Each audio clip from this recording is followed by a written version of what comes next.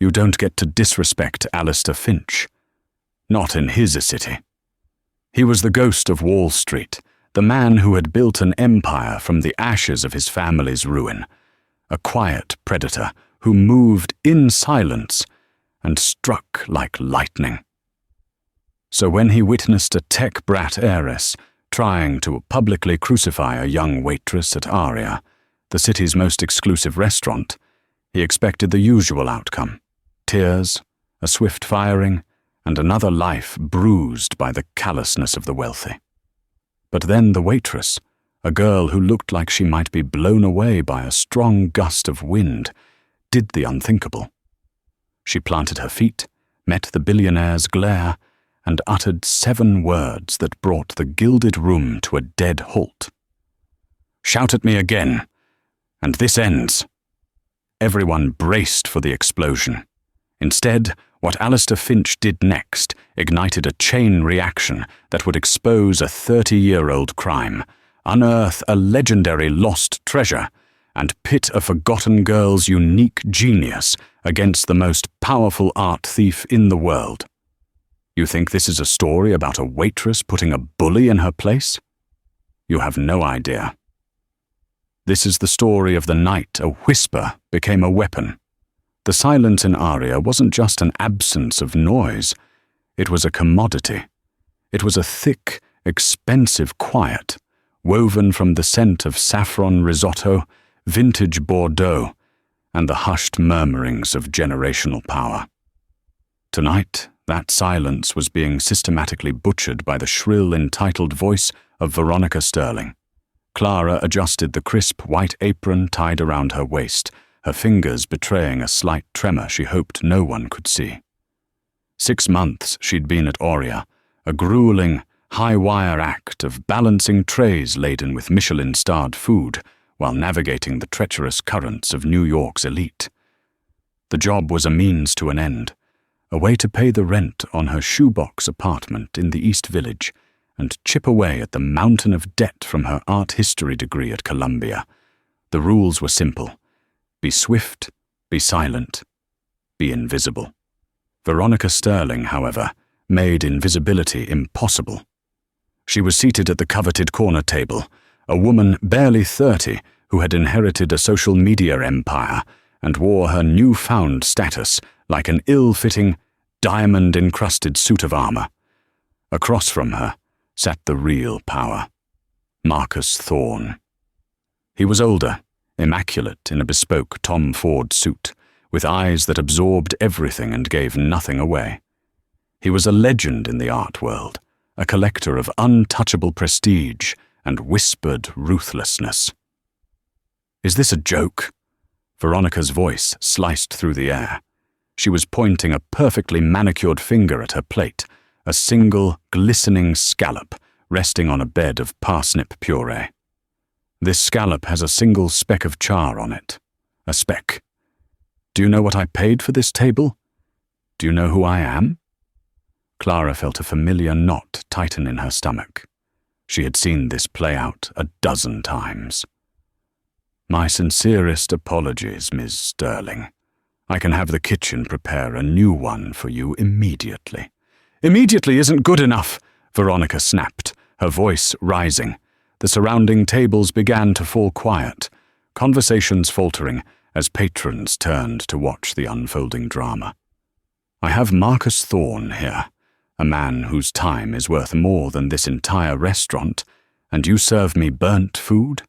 You should be grateful to be breathing the same air as us. And this is the respect you show?" Clara's eyes flickered to Marcus Thorne. He hadn't said a word. He was observing her, his expression a placid mask of mild amusement, as if watching a particularly predictable play. He took a slow sip of his Macallan 25, the picture of detached power. From a table across the room, Alistair Finch watched the scene with a tired cynicism. He recognized the type. Veronica was new money, loud and insecure, using cruelty as a substitute for class. Thorne was old-world predatory, a shark who enjoyed watching the smaller fish tear each other apart. Alistair had come to Aria for solitude, to brood over a ghost that had haunted him for 3 decades. He had no interest in the petty squabbles of the nouveau riche. He was about to signal for his check when he noticed something. The waitress, Clara. She wasn't just standing there, absorbing the abuse. Her eyes, for a fraction of a second, had darted not to Veronica's angry face, but to the emerald and diamond bracelet encircling her wrist. Alistair saw it too, a flicker of intense, analytical focus. It was the look of a jeweler examining a stone, of an appraiser spotting a fake. It was a look he hadn't seen in years. "Get your manager," Veronica demanded. "I want you fired. I want you blacklisted. You'll be lucky to get a job washing dishes in a sewer by the time I'm done with you." The manager, a perpetually flustered man named Gerard, was already scurrying toward them, his face ashen. The pitying, hungry eyes of the other diners were on Clara, a Colosseum crowd waiting for the lion to pounce. The heat rose in her cheeks, a flush of humiliation and anger. She thought of her grandfather, a quiet, methodical watchmaker who had taught her that true value lay not in brand names, but in craftsmanship, in the integrity of the unseen detail. He had trained her eye to see the minute imperfections, the subtle tells that separated the genuine from the fraudulent. He would be ashamed to see her bow her head to this. Something inside Clara didn't snap. It solidified. It was the quiet, decisive click of a master watchmaker setting the final gear into place. She didn't cower. She didn't apologize again. Instead, she took a half step forward, her posture straightening, her chin lifting.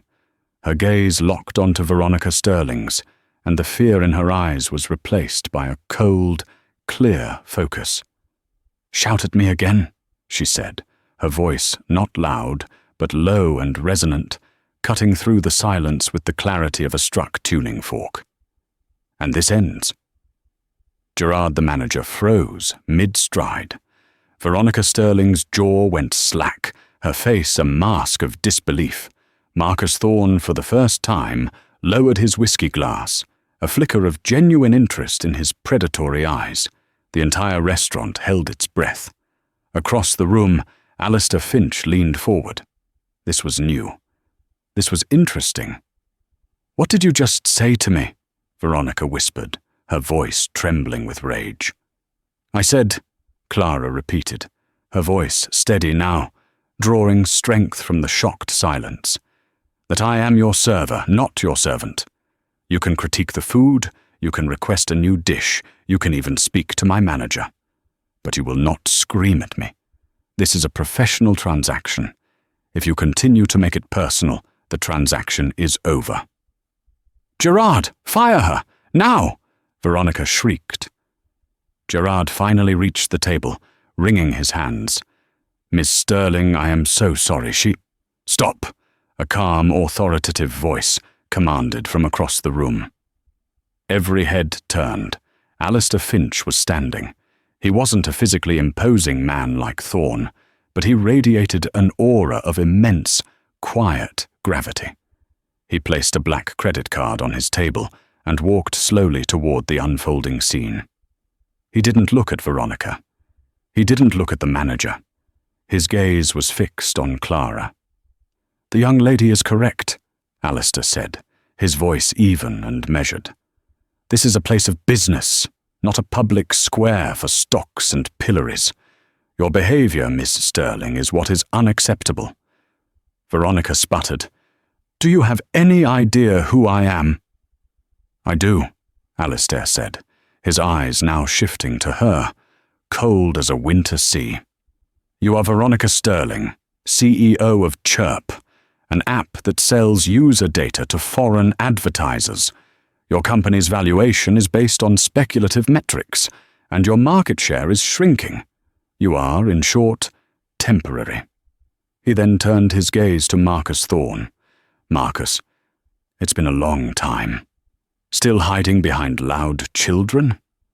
Thorne's placid mask finally cracked. A muscle twitched in his jaw. "Alistair, I didn't realize you frequented places with such unpredictable service." "I find it refreshing," Alistair said, his eyes returning to Clara. He addressed the manager. "Gerard, I will be settling Ms. Sterling's bill. Her evening here is over." He then looked at Clara. "And as for you, young lady, you're fired." Clara flinched, the brief moment of triumph dissolving into the cold reality of unemployment.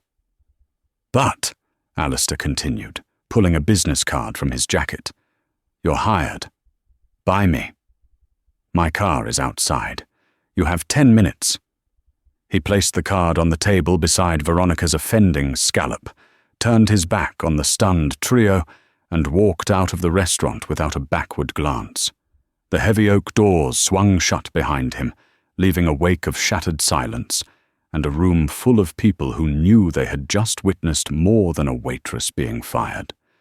They had witnessed a tectonic shift in power, and they had no idea why. Clara stood frozen, the small, cream-colored card lying on the white tablecloth like a life raft.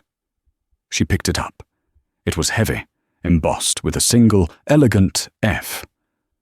On the back, a phone number was handwritten in black ink. She looked at Marcus Thorne. His eyes were no longer amused. They were narrowed, speculative, and fixed on her with a chilling intensity. It was the look of a predator who had just seen a new, exotic prey enter his hunting grounds. She knew then that this wasn't an ending. It was a terrifying beginning. The Bentley was an island of silent luxury, gliding through the chaotic symphony of Manhattan. Clara sat on the plush leather seat, the waitress uniform feeling like a cheap costume in a world she didn't belong to. Alistair Finch sat opposite her, not speaking, simply observing her with an unnerving stillness. The car didn't head towards a gleaming office tower or a penthouse apartment, but instead pulled up to a discreet, unmarked brownstone in the West Village. "My private office," he said, his voice the first sound in 10 minutes. Less conspicuous. Inside, the space was not what she expected. There were no monitors flashing stock tickers, no teams of analysts. The room was a library, a sanctuary of old-world knowledge. Floor-to-ceiling shelves were packed with leather-bound books on art, history, and gemology.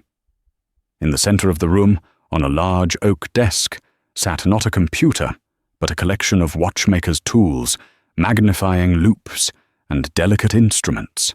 It felt like her grandfather's workshop, magnified by a factor of 1,000. "Whiskey?" he asked, already pouring 2 glasses of a dark amber liquid from a crystal decanter. "I'm 21, Clara said automatically, her voice small. "I'm not the police," he replied, handing her a glass. "Sit." She sat, perching on the edge of a leather armchair. He took the seat opposite her, swirling the whiskey in his glass. "Before you stood up to Veronica Sterling," he began, his tone less that of an employer and more of an interrogator, "you looked at her bracelet, the emerald one. What did you see?" Clara was taken aback. I don't know what you mean." "Don't lie to me," he said, his voice sharp, not with anger, but with an impatient precision. "I saw your eyes. It was the same look your grandfather had when he would examine the escapement on a Patek Philippe. You saw something. Tell me what it was." Clara's breath caught in her throat. "You knew my grandfather?" "Arthur Penhaligon was the finest horologist in the world," Alistair said softly. "He restored a timepiece for my father once. A man of immense talent and integrity. He taught you to see, didn't he?" The mention of her grandfather, who had passed away 2 years prior, broke through her fear.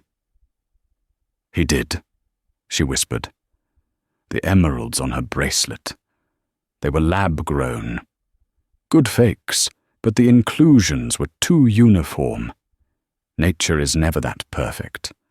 And the setting, the prongs were machine-milled, not hand-finished.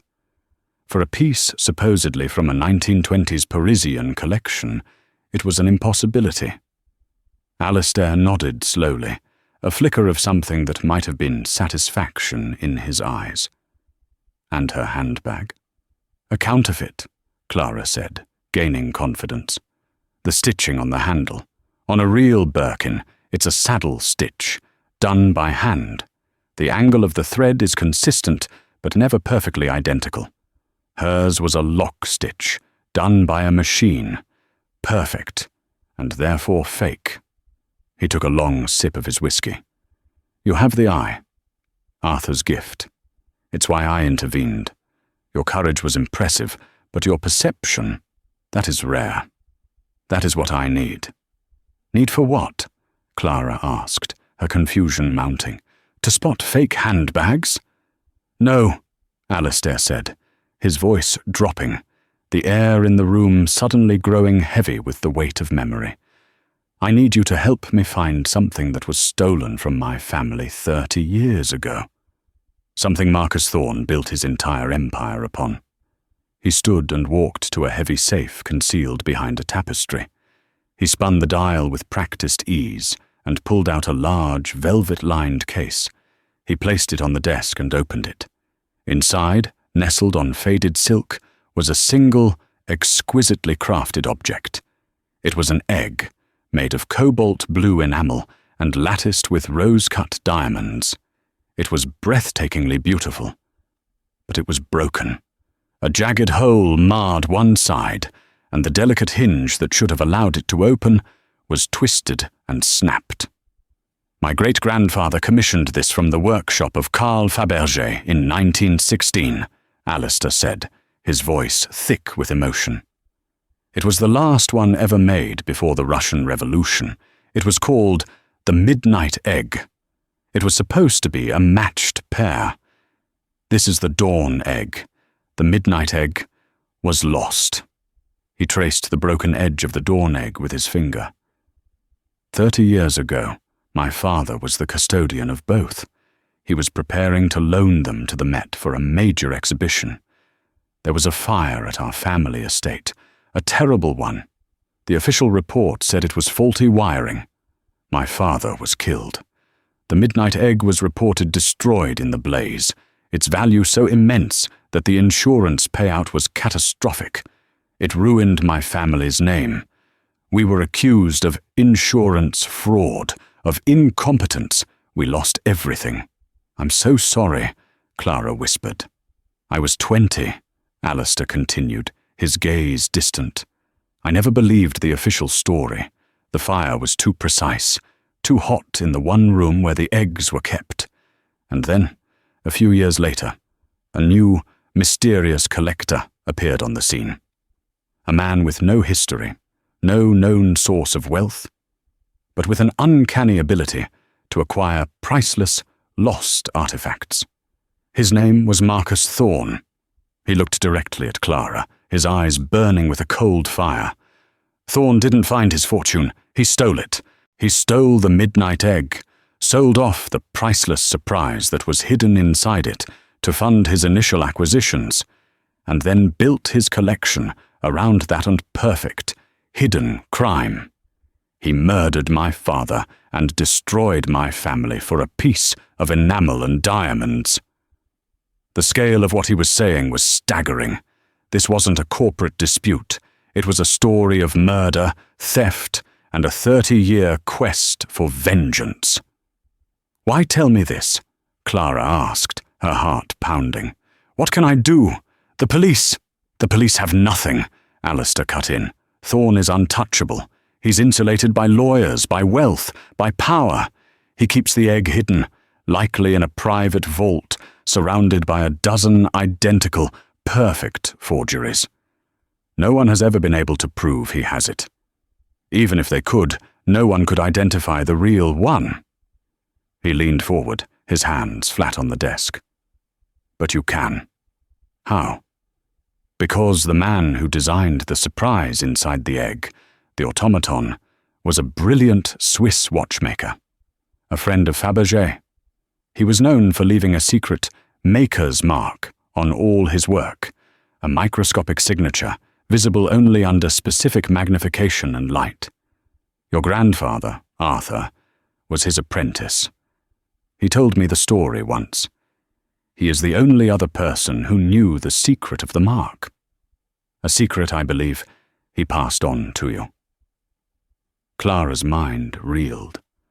She remembered her grandfather's lessons, the long hours spent hunched over tiny gears and springs. She remembered one lesson in particular. "Look for the artist's soul, Clara," he had said. "Every true master leaves a piece of himself behind, not for the world to see, but for God, and for those who know how to look." He had shown her how to find these tiny, deliberate imperfections, these signatures of human genius hidden within mechanical perfection. "He called it the ghost in the machine," she whispered, the memory hitting her with the force of a physical blow. "Exactly," Alistair affirmed. "Thorne knows the egg is priceless, but he doesn't know its deepest secret. He thinks its value is in its materials and its history. He has no appreciation for the artistry, for the soul inside. He would never know where to look, but you would." The proposition hung in the air, immense and terrifying. He wasn't just offering her a job. He was offering her a role in a high-stakes drama of revenge and redemption. "Thorne hosts an exclusive gala every year at his private museum," Alistair said, his voice now a low, urgent whisper. "It's in 2 weeks. It's the one night he displays his most prized possessions. I can get you in. I need you to get close to the collection, examine the eggs, and find the mark. I need you to identify the true midnight egg." "And if I do?" Clara asked, her voice barely audible. "If you do, you will give me the proof I need to destroy him, to reclaim my family's name and see justice done for my father's murder. I will give you a check for $5 million, enough to clear your debts, finish your studies, and never have to serve a scallop to an ungrateful brat for the rest of your life."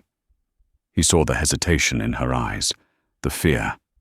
"I know this is insane," he said, his voice softening slightly. "I'm asking you to walk into the lion's den. But I saw you tonight, Miss Penhaligon. You have your grandfather's eye, but you have a spine of forged steel he never did. You are not afraid of monsters." Clara looked at the broken dawn egg, at the story of loss and betrayal it represented. She thought of her own struggles, the quiet indignities, the feeling of being invisible and powerless. This was a chance to be seen, a chance to use the unique gift her grandfather had given her, not just to survive, but to fight. She picked up her glass of whiskey, the fire of it mirroring the resolve hardening in her gut. She looked Alistair Finch dead in the eye. "Tell me the plan," she said. The following 2 weeks were a blur of transformation. Clara was moved from her cramped apartment into a discreet suite at the Carlyle, a world away from leaking faucets and noisy neighbors. Her life became a meticulously scheduled regimen orchestrated by Alistair. Mornings were spent with a stylist and a protocol coach, learning the subtle language of the ultra-wealthy, how to walk, talk, and carry herself as if she belonged in their world. Afternoons were spent in the brownstone library, immersing herself in the legend of the midnight egg. Alistair provided her with his father's private journals, filled with detailed descriptions of the egg, sketches of its design, and correspondence with Fabergé's workshop. Clara devoured the material, her academic mind clicking into high gear. She learned that the egg was crafted from lapis lazuli to represent the night sky, with diamond constellations tracing the stars as they appeared on the night of the Romanov centenary. The surprise inside was a platinum automaton of an eagle, its wings studded with over 1,000 tiny diamonds, which would flap its wings while a miniature music box played the Russian imperial anthem. But the key, the ghost in the machine, was in the eagle itself. According to Alistair's father's notes, the watchmaker, a man named Lucien Dubois, had set one of the eagle's diamond eyes at a microscopically different angle from the other.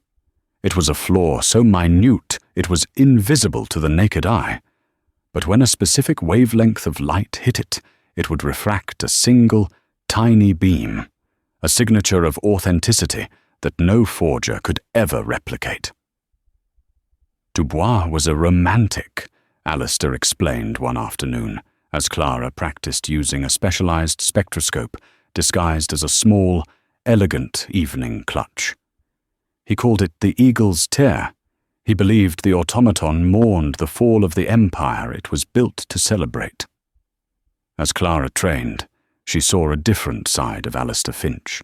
The cold, cynical billionaire was a facade, a carefully constructed armor. Beneath it was a man driven by a profound, 30-year-old grief.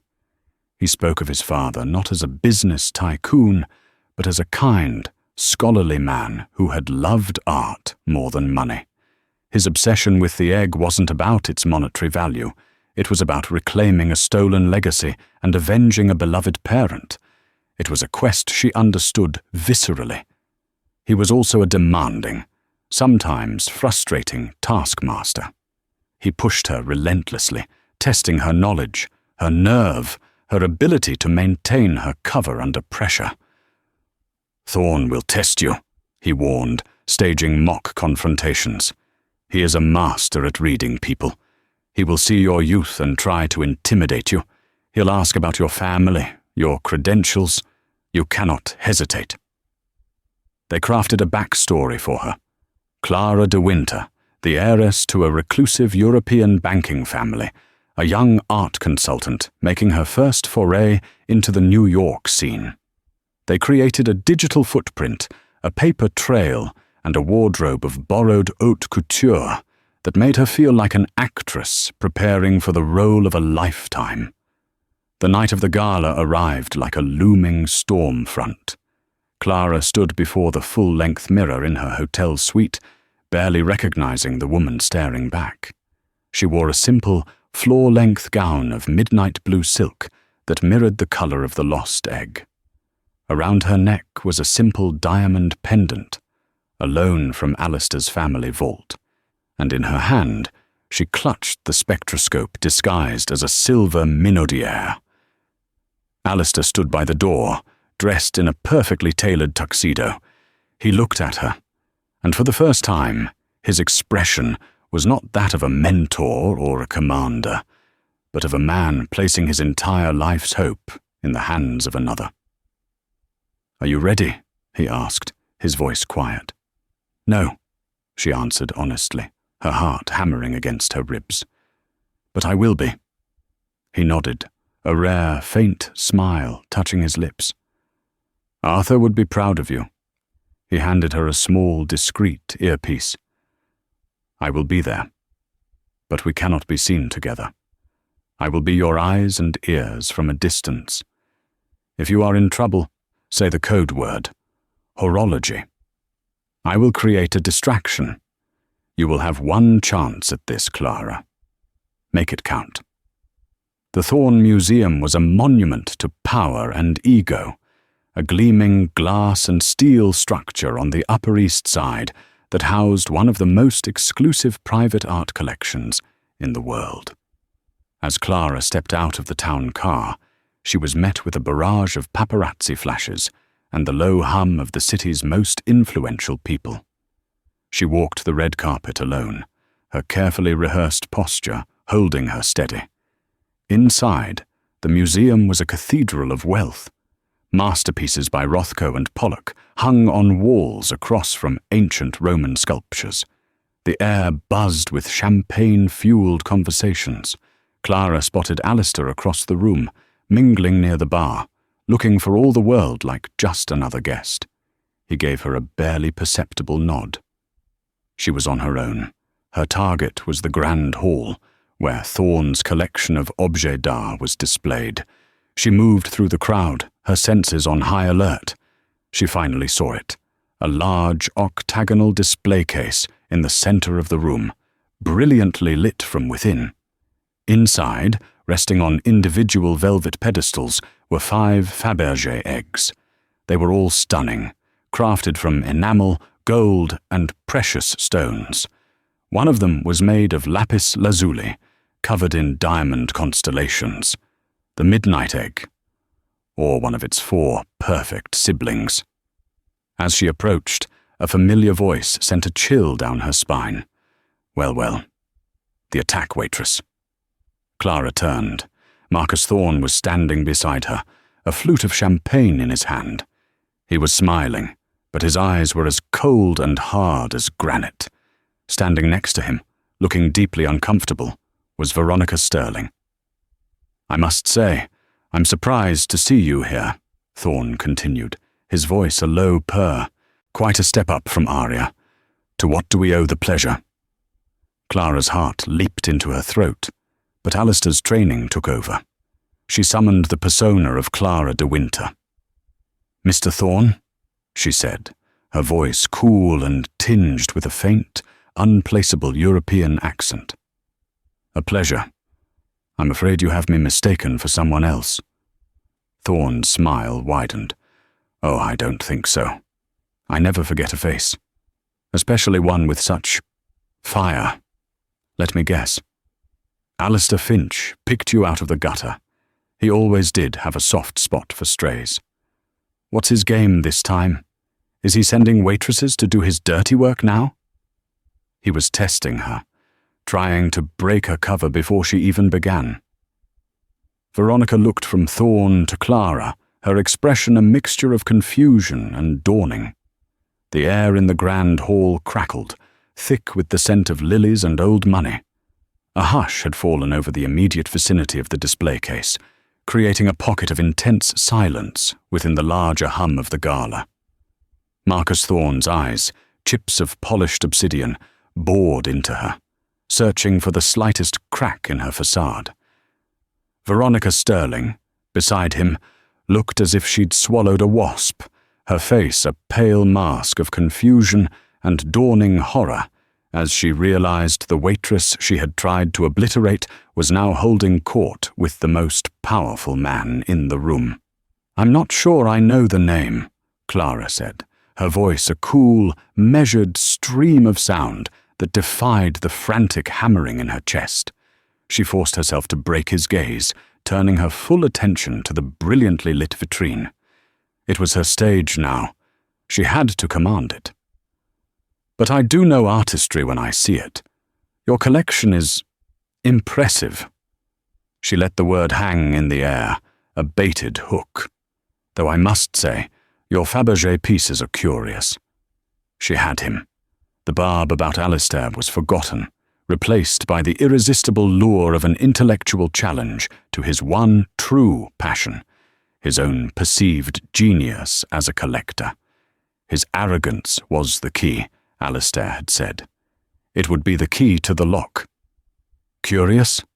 Thorne's voice was a low purr, laced with condescension. "How so, Miss De Winter?" He savoured the fake name, letting her know he was still playing a game. "The midnight egg," Clara said, her gesture economical, a flick of her wrist toward the magnificent lapis lazuli sphere at the center of the display. "It's a magnificent reproduction. The lapidary work is flawless. The diamond settings are exquisite.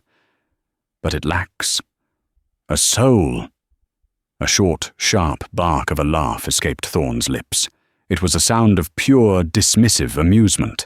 "My dear girl, your eye, while perhaps sharp enough to spot a fake handbag, is hopelessly out of its depth here. That is not a reproduction. That is the genuine article, recovered and restored at great, great expense." "Is it?"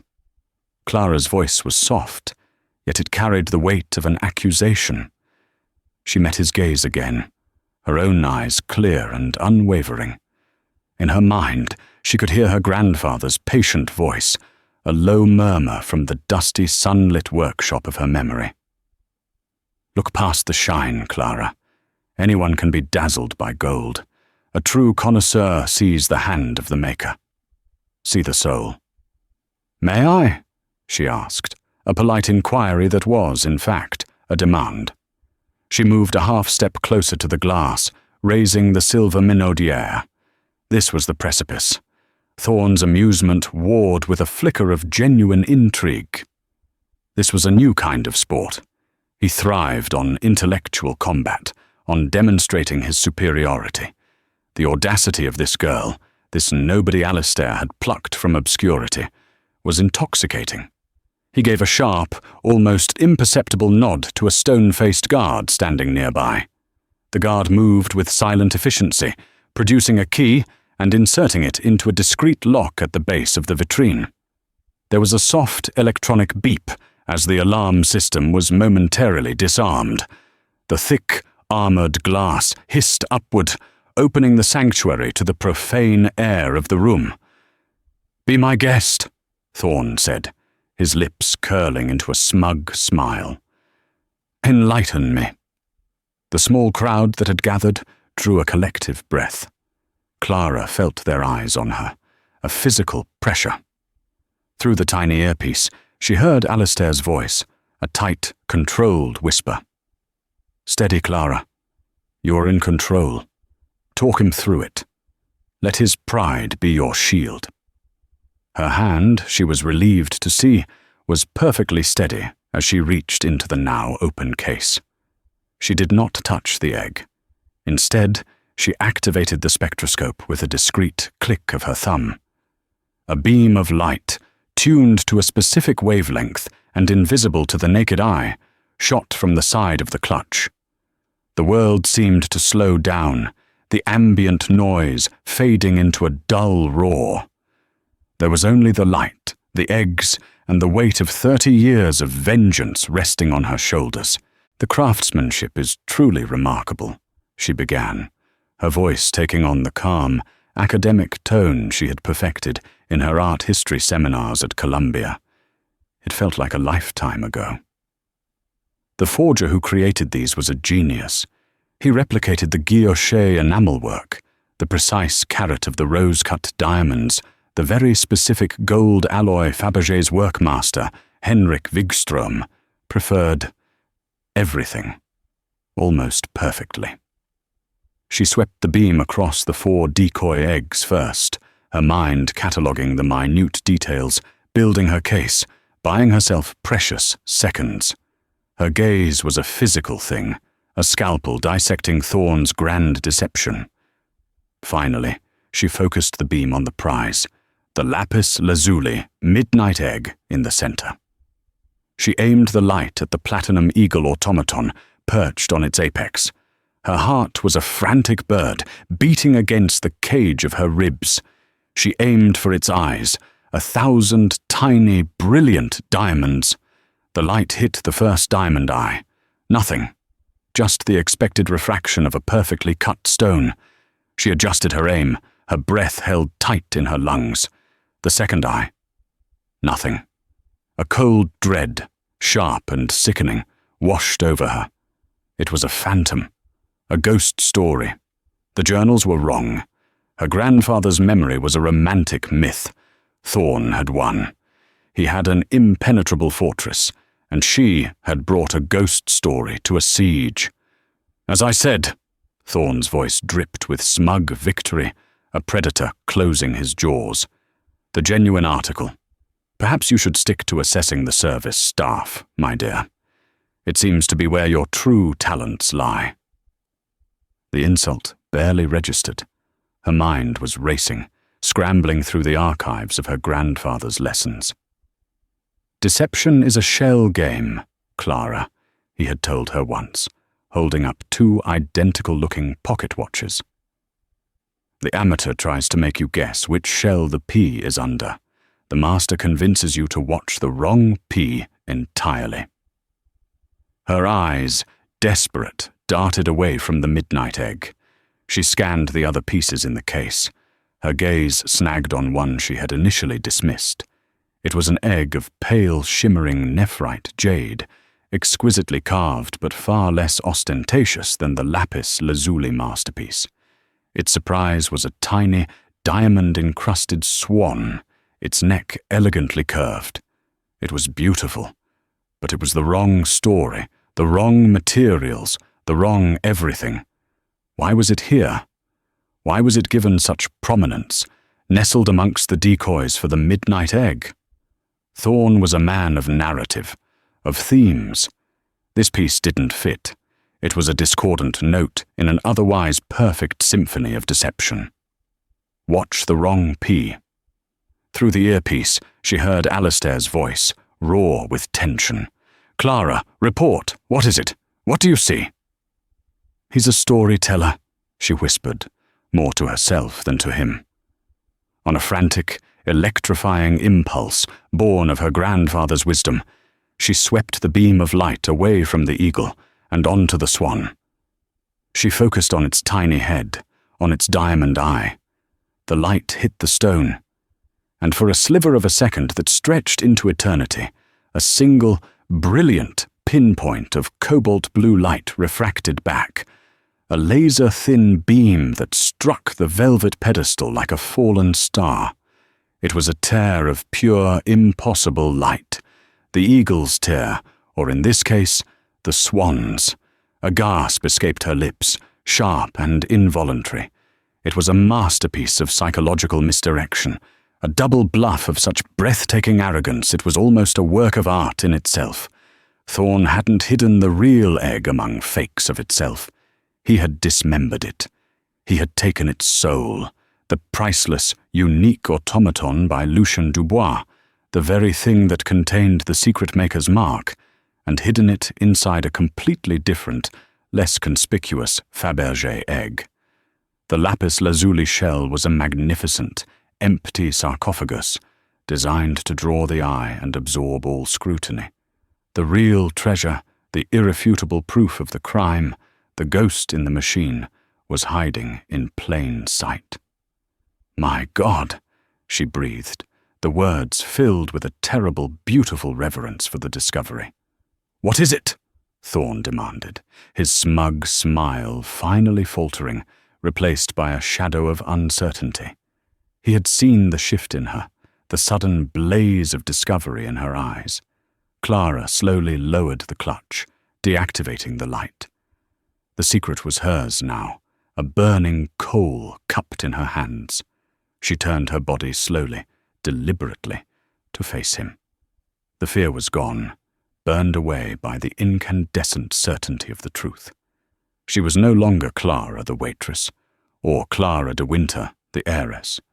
She was Arthur Penhaligon's granddaughter, and she was the arbiter of this man's fate. "The soul," she said, her voice ringing with a preternatural clarity in the silent hall. "It's in the wrong body."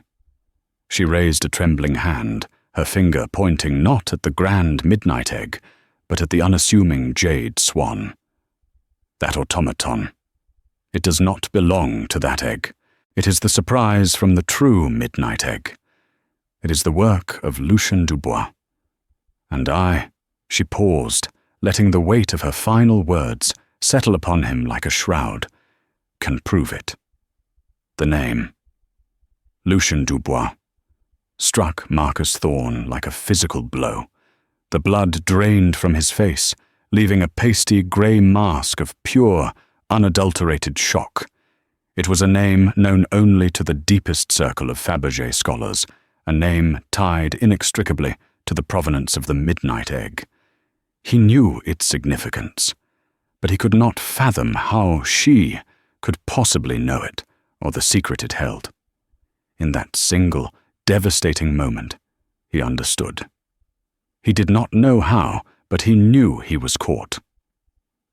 The intricate web of lies he had spent 30 years weaving had just been torn asunder by a girl in a borrowed dress. The predator's mask shattered. For the first time, Clara saw the man beneath. Small, terrified, and cornered.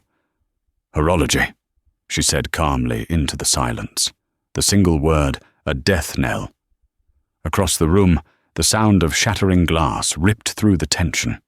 Alistair Finch, executing his role with theatrical precision, feigned a stumble, crashing into a waiter and sending a tray of champagne flutes cascading onto the marble floor. Gasps and screams erupted. The sudden cacophony was the perfect cover. In the ensuing confusion, Thorne's composure broke completely. He lunged, a primal roar tearing from his throat, his hand reaching not for Clara, but for the display case, a desperate, animalistic instinct to slam it shut, to lock his secret away again. But Clara was faster. Her movements were fluid, born of years of balancing trays and weaving through crowded rooms. She sidestepped his clumsy lunge, and her hand darted into the case, her fingers closing around the cool, smooth nephrite of the swan egg. It felt impossibly heavy in her hand, heavy with the weight of justice. "Security!" Thorne shrieked, his voice ragged with panic. "Stop her!" Uniformed guards began to converge, but the gala guests, panicked by the noise and the sudden violence, were a chaotic, surging sea. Alistair was already moving, a ghost gliding through the pandemonium, creating an invisible path for her. "Clara, now!" His voice cut through the noise, a commander's order. Clutching the priceless egg to her chest like a shield, Clara ran. She dodged bewildered billionaires and horrified socialites, her silk gown whispering against the floor. Her heart pounded, a frantic, triumphant rhythm against her ribs. She was a waitress again. But this time, she wasn't carrying a tray of overpriced food. She was carrying a man's ruin. She was carrying Alistair's redemption. She burst through the grand museum doors and into the cool, damp night air. The city lights of Manhattan blurred into streaks of gold and white. A black Bentley, its engine a low growl, screeched to a halt at the curb, its door swinging open like the jaws of salvation. She didn't hesitate. She dove inside, landing on the soft leather. The jade egg held safely in her hands. The door slammed shut, cocooning her in sudden, profound silence as the car peeled away from the curb, melting into the river of New York traffic, leaving behind the smoldering ruins of Marcus Thorne's empire. Inside the car, the world was silent, save for the whisper of the tires on wet asphalt and the sound of her own ragged breathing. The adrenaline was a raging fire in her veins. She looked down at the object in her hands. The jade egg was cool and solid, a smooth, heavy anchor in the swirling chaos of the last hour. She had done it. The impossible, insane plan had actually worked. Alistair sat opposite her, his tuxedo immaculate, but his face was pale, and his hands were clenched into white-knuckled fists in his lap. He stared at the egg, his expression unreadable. For a full minute, he said nothing, his chest rising and falling in deep, shuddering breaths. The ghost of Wall Street, the man who moved in silence, looked utterly undone. "My father," he began, his voice cracking on the words. He stopped, cleared his throat, and tried again. "My father loved swans. He said they were a paradox, so serene on the surface, but paddling furiously underneath, always moving, always fighting to stay afloat. A perfect metaphor for our family," he used to say. A single tear traced a path down his cheek. He didn't seem to notice. "Thorne put my father's soul inside a swan. The bastard had a sense of poetry." The raw grief in his voice, the pain of a wound that had festered for 30 years, finally lanced, was more overwhelming than any of the night's drama. Clara felt her own tears welling up. Tears of relief, of exhaustion, of a profound, aching empathy. "We have it, Alistair," she whispered, her voice trembling. "We have him." He finally looked up from the egg and met her eyes. The cold, calculating mask was gone completely. In its place was a look of such immense, unguarded gratitude that it took her breath away. He reached across the space between them and placed his hand over hers, over the egg. His touch was firm, grounding. "No, Clara," he said, his voice thick with emotion. "You have him. You did this. I was just the shell. You were the ghost in the machine." The aftermath was not a quiet demolition, but a seismic event that sent shock waves through the worlds of art, finance, and New York society. Alistair did not wait for the wheels of justice to grind slowly. At 3 a.m., while the city slept, a meticulously prepared dossier, including high-resolution spectroscopic images of the Dubois mark and authenticated analysis from a team of Fabergé experts in London and Geneva, was sent to a single Pulitzer Prize-winning investigative journalist at the New York Times. Clara awoke the next morning in her suite at the Carlyle, to the sight of her own face, a grainy security camera still from the gala, on every news channel. The story was an inferno. The Thorn Collection. A 30-year deception. Art world titan accused of theft in Fabergé heist. Marcus Thorn, the untouchable arbiter of taste, was exposed not just as a fraud, but as a ghoul who had built his palace on the bones of another man's legacy. The public outcry was immediate and brutal. Museums issued statements. Auction houses cancelled sales. Collectors who had staked their reputations on Thorn's expertise were left humiliated. With his public image shattered and the media in a feeding frenzy, Alistair and Clara, flanked by a phalanx of the city's most formidable lawyers, walked into the district attorney's office. Clara, in a simple grey suit that felt more like a suit of armour than the silk gown had, placed the jade egg on the polished mahogany table. It was all the evidence they needed. The reopened arson investigation, now armed with a motive, quickly uncovered long-buried evidence of accelerants. The cold case of William Finch's death was now a hot murder investigation. Thorn's fall was as swift as it was total. His assets were frozen, his collection impounded, his life's work revealed as a hollow, stolen thing. A month later, the city was draped in the golden melancholy of late autumn. Clara stood with Alistair in the quiet of the West Village brownstone. Sunlight streamed through the tall windows, illuminating dust motes dancing in the air. On the great oak desk, the dawn egg sat beside the now restored midnight egg.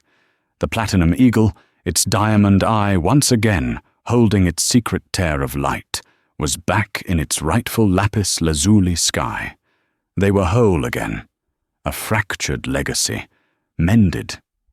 "The Met has announced the new permanent exhibition," Alistair said, his voice imbued with a quiet peace that seemed to have settled deep into his bones. "The Finch-Penhaligon Gallery, in honor of a horologist and a collector.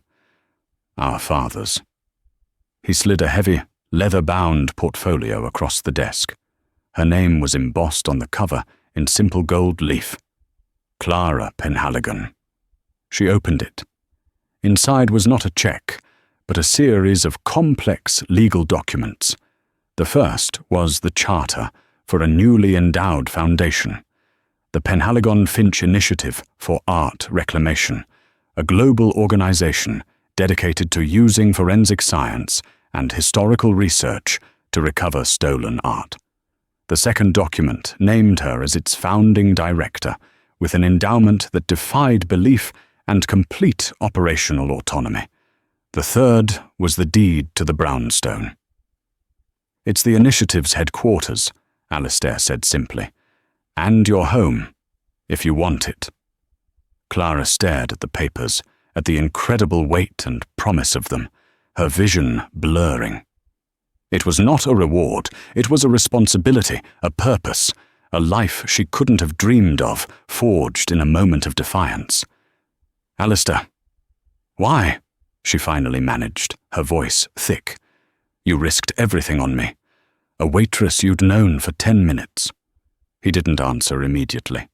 He picked up the midnight egg, holding it gently in his cupped hands, his gaze lost in the diamond constellations on its surface.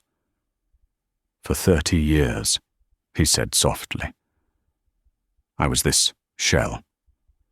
I had my father's name, his fortune, his story. But I was empty, hollowed out by grief and rage. I kept looking for a key, for a weapon, for some force that could break Thorne's world open. I thought it would be a lawyer, a politician, an investigator. He looked at her then, his eyes filled with a profound understanding. But the key wasn't a weapon. It was a lens. I needed someone who could see. Not just look, but truly see past the surface, past the price tag, and find the truth hidden inside. I didn't find that person in a boardroom or at an auction. I found her in a restaurant, watching her see the soul, or lack thereof, in a counterfeit bracelet. I saw her grandfather's gift in her eyes. I saw a woman who refused to believe she was worthless just because someone powerful told her she was. He reached into his pocket and placed a small, velvet-covered box on the desk. He pushed it toward her. With trembling fingers, she opened it. Inside, nestled on a bed of worn silk, was a single, intricately carved brass gear from a vintage timepiece, now set into a simple silver pendant. "My father kept this on his desk," Alistair explained. "Your grandfather gave it to him, after restoring a particularly difficult watch. He called it the honest gear, a spare part from the original movement, too beautiful and perfectly crafted to be discarded. My father said it was a reminder that true value often lies in the things that are overlooked, in the integrity that no one else might ever see. I think it's time it went home." Clara lifted the pendant from the box. The metal was cool against her palm, its teeth worn smooth by time. It was a tangible link to her past, a compass for her future. She closed her hand around it, a silent promise. The story hadn't begun when she stood up to Veronica Sterling. It had begun decades ago in a dusty workshop when a master watchmaker taught his granddaughter how to see the ghost in the machine. It wasn't a story about a billionaire's revenge or a waitress's reward. It was about the quiet, world-altering power of seeing things for what they truly are. And in a quiet room, surrounded by history and hope, Clara finally understood that a whisper had not just become a weapon. It had become the key to unlocking the entire world.